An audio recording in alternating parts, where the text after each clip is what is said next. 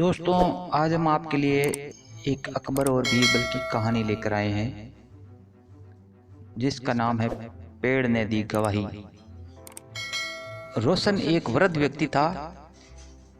जीवन के अंतिम पड़ाव पर उसकी इच्छा हुई कि वे तीर्थ यात्रा पर जाए।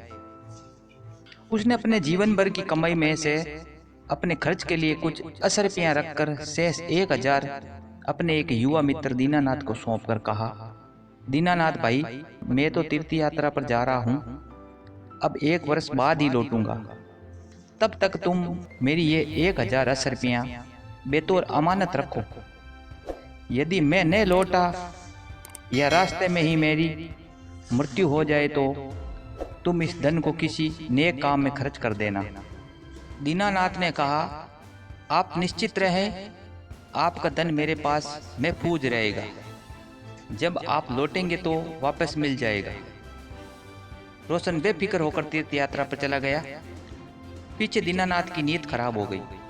उसने उन 10 रुपयों को डकार लेने का फैसला कर लिया। 1 वर्ष बाद रोशन तीर्थ यात्रा से लौटा और दीनानाथ से अपनी 10 रुपयों की मांग की, किंतु दीनानाथ साफ मुकर गया। उसने रोशन को पहचानने से भी इनकार कर दिया और रोशन ने काफी मिन्नत की, किंतु दीनानाथ नहीं माना। रोशन को जलील करके घर से भगा दिया। रोशन बेचारा मन मार कर रह गया।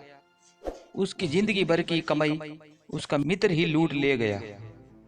उसे यकीन ही नहीं हो रहा था किंतु सच्चाई उसके सामने थी। उसने भी तय किया कि वह दीनानाथ को सबक सिखा कर ही रहेगा। वह सीधा दरबार में गया और बादशाह अकबर से शिकायत की। बादशाह अकबर ने दीनानाथ को दरबार में बुलवाया। उससे पूछताछ हुई तो वह साफ मुकर गया। रोशन इस मामले में न तो कोई गवाही पेश कर सकता और न ही सबूत। बादशाह अकबर ने फैसले के लिए बीरबल को नियुक्त कर दिया।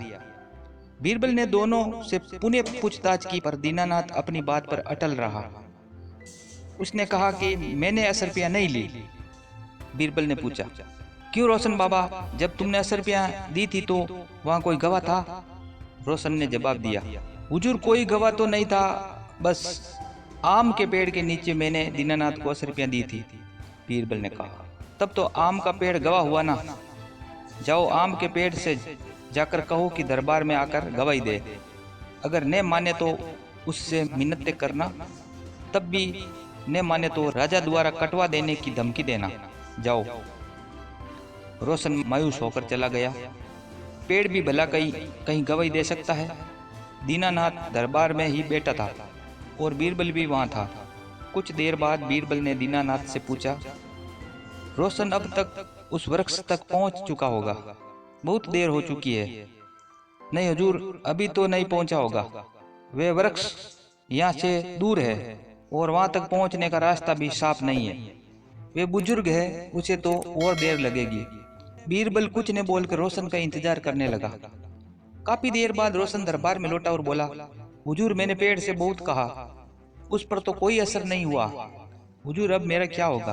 बीरबल ने कहा, तुम चिंता मत करो, पेड़ आया था और गवाही भी दे गया, वे भी तुम्हारे पक्ष में।